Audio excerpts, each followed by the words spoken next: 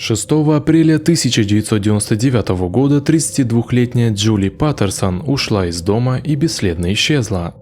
В течение месяца полиции никак не удавалось найти женщину, но все изменилось после того, как была найдена черная сумка.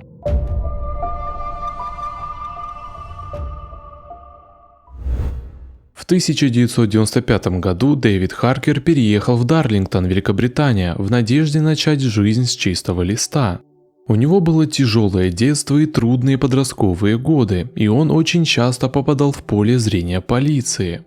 В 23 года Дэвид стал членом подростковой банды в Дарлингтоне. Одному из его приятелей, Максу Феррей, в то время было всего 16 лет.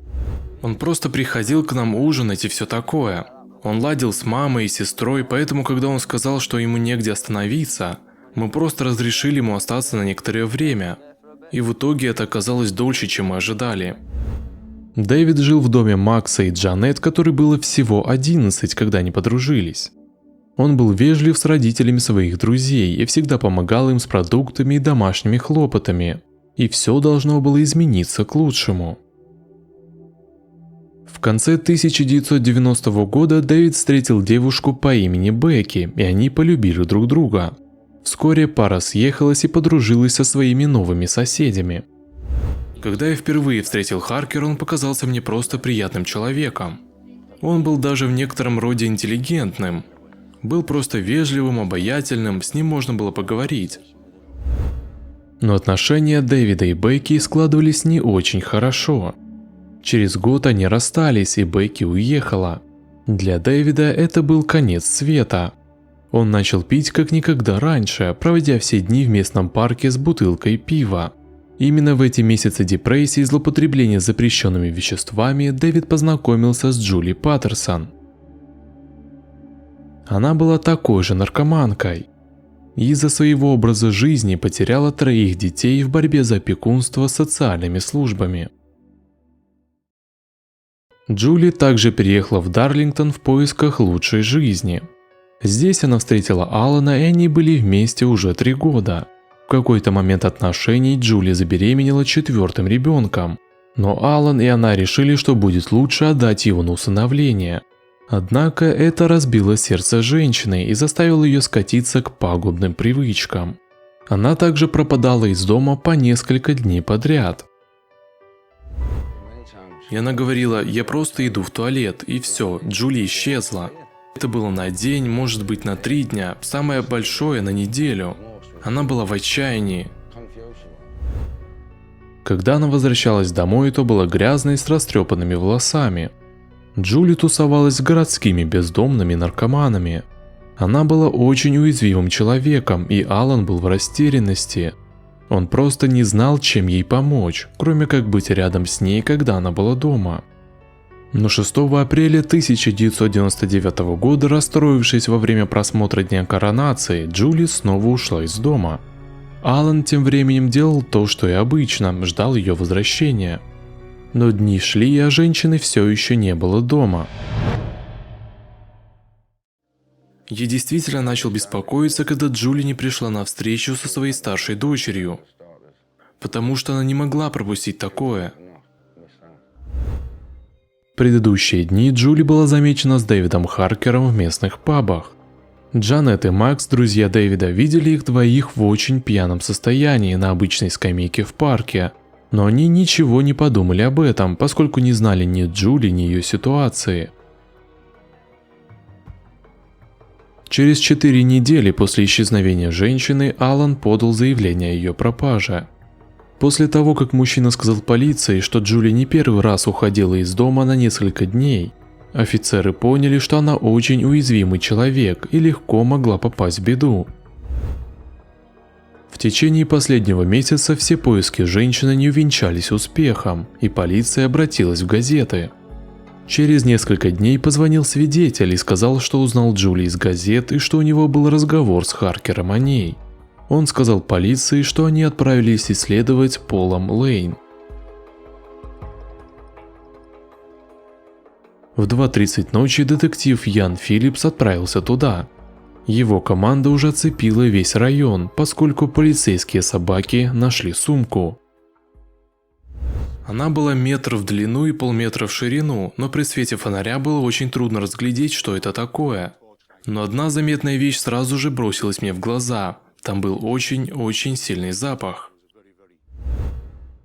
Ян со своими офицерами дождался утра, и теперь они смогли увидеть, что находится в этой сумке. Там были человеческие останки, которые, как позже подтвердили патологоанатомы, принадлежали Джули Паттерсон. Она была убита, а затем разрублена на мелкие кусочки. И в сумке была только небольшая часть ее тела. Когда Макс увидел эти новости, он вспомнил, как Харкер рассказывал им страшные истории и говорил о том, что собирается завести их в темные укромные переулки и убить. Тогда для Макса и Джанет это было забавным, и они ему не верили. 18 апреля Дэвид похвастался Максу, что зарубил Джули и положил ее конечности в мешок на Полом Лейн. Но Дэвид был сильно пьян, и Макс просто подумал, что он несет чушь. Харкер был довольно доминирующей фигурой в этой группе людей, он всегда стремился произвести на них впечатление, шокировать их. Макс, Джанет и другие друзья просто привыкли к тому, что Дэвид рассказывает шокирующие вещи, но на этот раз они знали, что все было по-настоящему. Макс позвонил в полицию и указал им на Дэвида Харкера. В течение дня его доставили на допрос. Он побрил голову и сделал татуировку «Недочеловек» на одной стороне и «Беспорядок» на другой. Дэвид добровольно отправился в участок и рассказал полиции о своей версии событий. Он сказал, что в апреле встретил женщину, но ее звали Роксана, и она не имела ничего общего с Джули. Но во время второго допроса под давлением офицеров Дэвид начал сильно волноваться. Затем он сказал полиции, что это был не он. Это голоса приказали ему сделать это. У полиции Дарлингтона наконец-то появилась причина обыскать заброшенный дом Дэвида Харкера. После обнаружения сумки на Палм Лейн детективы боялись войти в его ужасный дом. Как только они открыли двери, их худшие опасения подтвердились.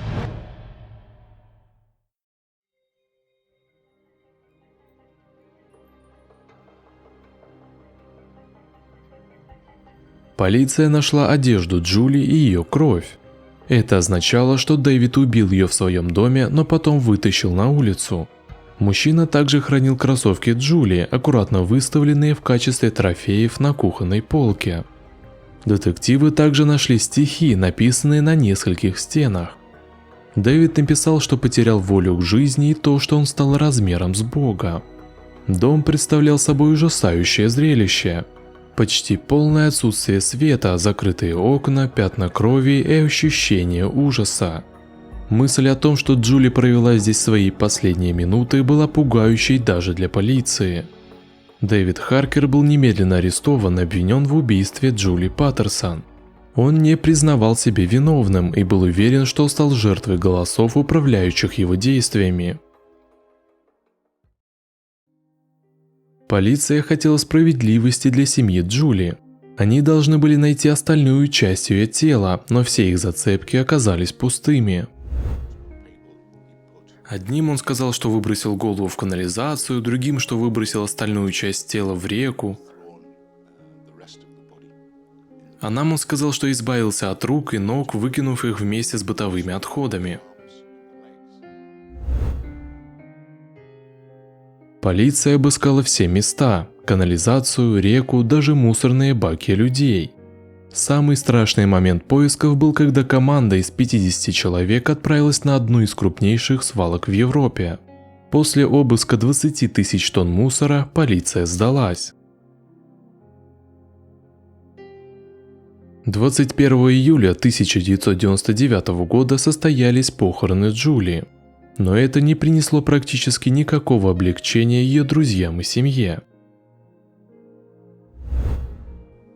Никто из нас не будет спокоен, пока мы не найдем все остальные части, не соберем их вместе и не похороним ее как следует. Тем временем Дэвида Харкера перевели в психиатрическую больницу для обследования. Как только он попал туда, то начал хвастаться убийством и говорил, что хотел получить репутацию самого молодого серийного убийцы Великобритании. Очевидно, Джули была его первой жертвой.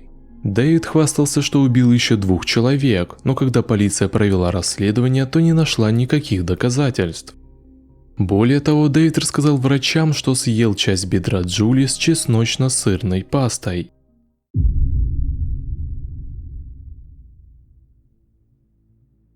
Оказалось, что кумиром Дэвида был Джеффри Даммер, известный каннибал-убийца. Но полиция так и не смогла доказать, действительно ли Дэвид съел свою жертву. Психиатры поставили Дэвиду диагноз психопатия. Это означает не только то, что ему не хватало сочувствия и что он не мог различить добро и зло, но и то, что он жил в фантазиях, воображая себя пресловутым убийцей наравне с Даммером.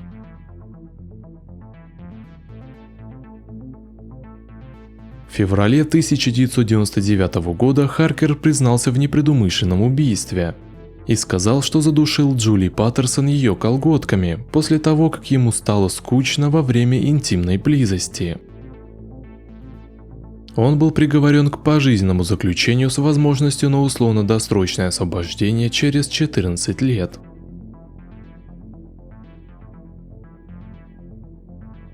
Всю свою жизнь Дэвид хотел быть знаменитым. Первые 2 десятилетия он хотел стать рок-звездой, но после долгих лет безработицы, депрессии, гнева и наркомании он решил стать знаменитым серийным убийцей. Сейчас Дэвид Харкер находится в тюрьме. В октябре 2021 года ему было отказано в досрочном освобождении, на том основании, что он не раскрыл местонахождение тела Джули. В очень жутком финальном повороте Дэвид послал в британскую газету загадку. Если они отгадают ее, он сказал, что они найдут тело Джули. Загадка звучит так. Я владею банком, но у меня нет денег. У меня бывают падения, но я продолжаю идти. У меня есть рот, но я не ем. У меня есть кровать, но я не сплю. У меня есть начало, но нет конца. Кто я? Вы знаете, где это находится?